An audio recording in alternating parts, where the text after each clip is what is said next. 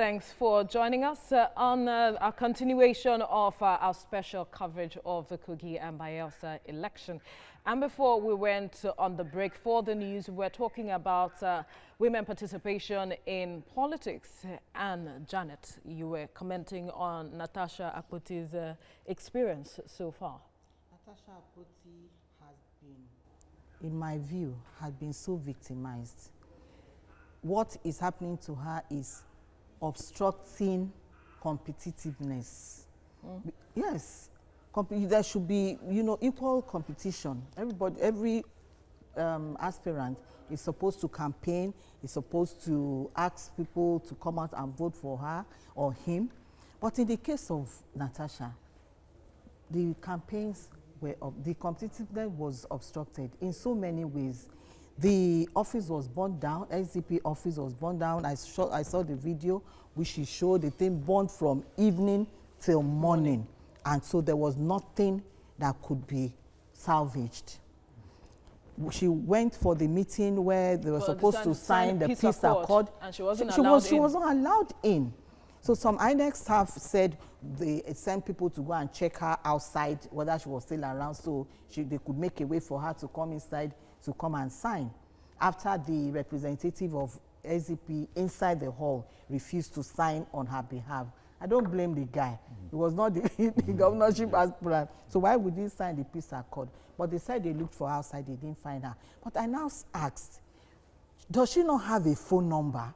Couldn't they have called her, even if she had left the venue?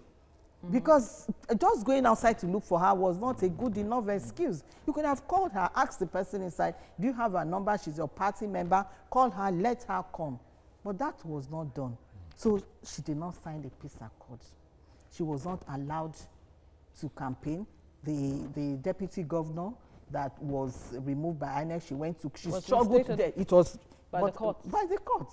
But was it not a struggle? It was a struggle. So, and this is not the first time. So why is this woman being persecuted? I do not know. Why does the system in Kogi not want this woman there? She may not have won, or she may have won. Who knows? You can never tell. But why do they see her as a threat? Was she a strong contender? Is she that strong and so much on ground and has so much followers and supporters that if she goes there, she may divide the votes? Is she a game shaker for the stakeholders? Even if she is all so of these that, are the questions. So even if she's all of that, it's supposed to be a level playing field for everyone. I'm just raising, we are just trying to look at raising questions. What the could challenges have could be. What is it? Because she has not really come out to tell us why they are doing that. So she too is saying she doesn't know. But those who are doing it to her know why they are doing it to her. So I'm saying that this woman has been persecuted enough. She should be given a chance.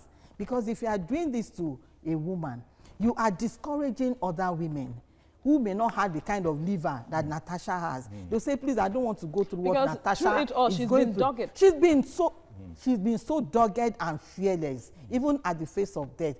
Inside the SDP secretariat, she was still doing video, talking and accusing openly, making open accusation. And since those accusations, nobody, no name that she mentioned in that video has come out to sue her for libel or defamation of character. So are you saying silence means consent? Is that what sometimes silence could mean consent. Silence could mean, okay, let's just ignore her. Or silence could mean, let's not look for more trouble. Let the sleeping dog just lie.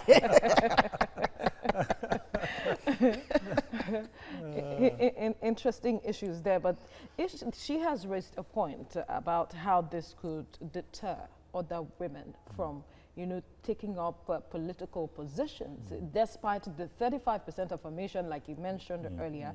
But issues like this could be the factors that are holding women back from saying, I am capable of holding this position. Because, like the saying, what men can do, women can do better. But that level playing field, we are not getting that. Yes. Issues like this will definitely scare even a husband from throwing his support behind. I would not want my wife to go through this kind of emotional stress because she wants to govern a state. But you see, where I have challenge is with the numerous women advocates, the numerous women focused NGOs, and we have a lot of women activists that I have been expecting to take hear, up this case. to take up the case, to hear their support. They are voicing their support for the woman, for Natasha, but it is not coming. Why that silence? That is why I am pointing an accusing finger at the women folk generally, because Perhaps they are just non-partisan. Why would you not be partisan when the female gender is under serious attack? Because if she were to be a man, she would have given them double for their trouble. With the kind of mind she has to have gone this length, if she were to be a man, she would have given them tit for tat. By now, Kogi State will be on fire, because nobody will take that. She is not allowed, from the time of the election campaigns, she was not allowed to campaign. Now they went to court, she went to court, and she won this victory in court for her to participate in the election. Now, from that time, we have seen all manner of obstacles thrown her way. And there is this silence from Nigerians generally, and especially the women who have voices, who ordinarily would have spoken out in support of that woman. Because if she's scared away, very few other women will have the guts to venture into politics this way, or else the women will make do with whatever positions They find the men dish out to them, not one that they hungered for and have a passion for or commitment to serve for. Now they will have to, they'll go look for a godfather and say, I want to run for this election, what do you say? And the godfather will say, yes, go for it, or don't go for it. Beyond that, women will be scared still from participating in the election. So I still put it at this thing of women. They should be speaking out for themselves. They should watch their backs, the backs of each other at a time like this. If they are able to cross this hurdle, I think it's going to be a very large victory, a very large political statement for the women that she struggled it through. She surmounted all the obstacles and became, when the most beautiful girl, Miss World was won by Agbani Darigo. It opened the floodgate of interest from would-be Miss World beauty contestants. Yeah, it opened the floodgate. That is the floodgate. That is the pioneering spirit that Natasha Akpoti is experimenting on in Kogi State. And the women should necessarily stand behind that. I expect to see them talk in support of her. And when the male folk, I mean the politicians that have entrenched themselves within the Nigerian political space, when they hear women talk tough in favor of this woman, next time they'll begin to have a rethink. They'll begin to have a rethink. And the sentiments will be there in favor of the women. That is what I think. And I expect that I call on the women folk, not just for now, beyond now, to look beyond every sentiment and see if the salvation of this country will come from them. Because I don't see, unless in the next generation, I don't see this crop of leaders we have presently leading us to anywhere meaningful. Because we are talking of some mundane issues here. When I see other countries talking about, what their country will look like in the next 50 years. And Nigeria, back here in Nigeria, we are still talking about roads. I was at the Grand Central Station in New York, and I see how transportation, train, how it worked. But here we are still talking, in some places, the subway went down to 5th floor, down, and trains we are running to 5th floor, down. But now we are talking of road on the floor, on the ground. We can't manage road, motor, car, buses on the ground, open air. We can't manage it.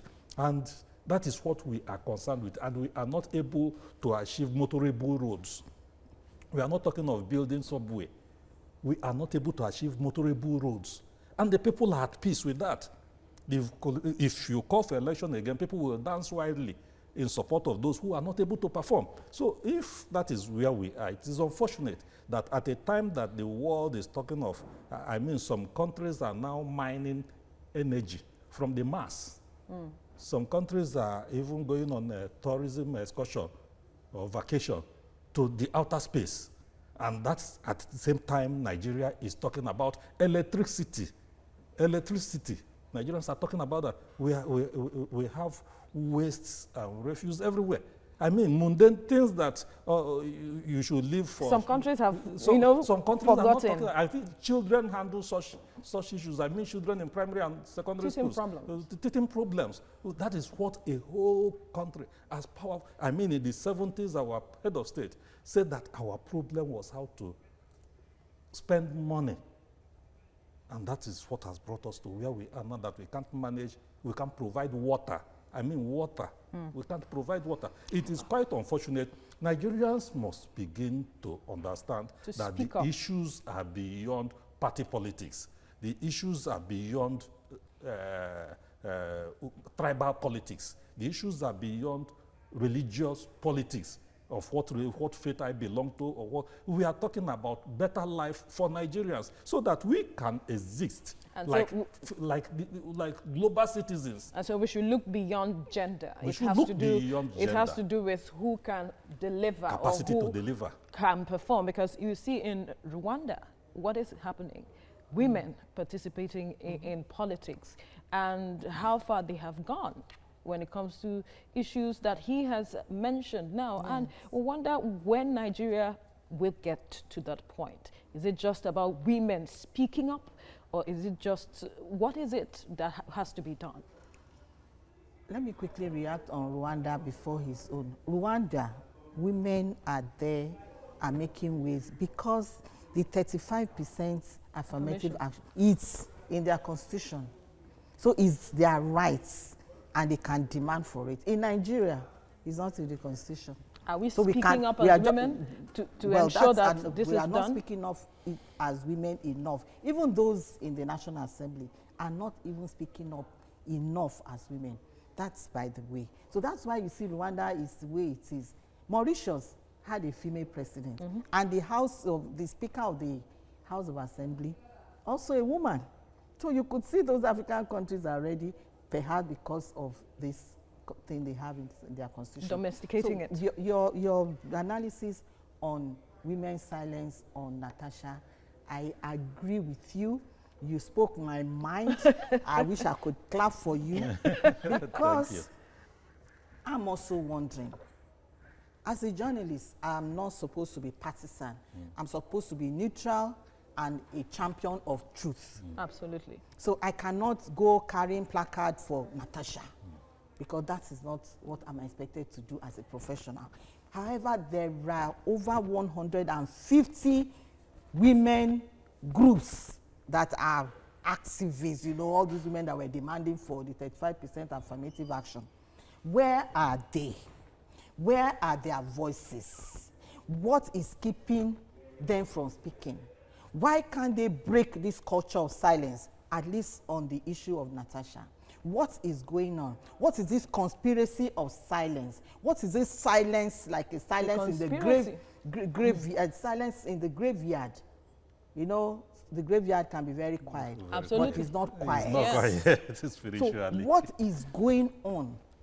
In the videos of Natasha, I didn't see any woman. I saw men standing by her when she was showing all that. At the camp, anytime she's complaining, you see men around her. Where are the women? The wife of Ekiti State Governor Erelu Bisi, she wrote one article that was circulated in the social media. She titled it, "Where is your rapper?" Rapper, that's the rapper that we, I don't know if you read it. I'll send it to you. She was just talking about women supporting women. That the wrapper that a woman has, are you supposed to use it to expose or to cover your female food? Are you supposed to just watch your female or other women naked, and you cannot use the wrapper to cover them? You cannot use the wrapper to support them. So where is your wrapper? What are you using your wrapper for? So I'm also asking these women, where is your wrapper? In Kogi State, where are your wrappers? In Nigeria, these female activists, there is a national association, is it? Women in Politics. They have a group called Women in Politics. What is the president doing? I can't remember her name now. I would have mentioned her name. What is she doing about Natasha? What has she been saying? There is Women Trust Fund in Nigeria. What are you doing about the case of Natasha? Everybody is quiet. We are not saying that maybe Natasha would have won, but it doesn't matter. It's not about winning. But the issues that have led up to the election. It's about openness. It is about transparency from the preparation of the election to the management of the election. It is about not obstructing that competitiveness. I keep repeating it. Or when the level playing field. Yes, that's the obstruction. When you obstruct competition, you are not giving a level playing field. And it's like obstructing justice. And the obstruction of justice is an offense. When the policeman wants to arrest somebody and you come out and say, you can't, they will arrest you because you are obstructing justice. So what is really happening that women cannot come out and support this woman and say, Kogi State, what is going on? Yeah. All right. We'll quickly go on a short break and return to continue the discussion in the studio. Stay with us.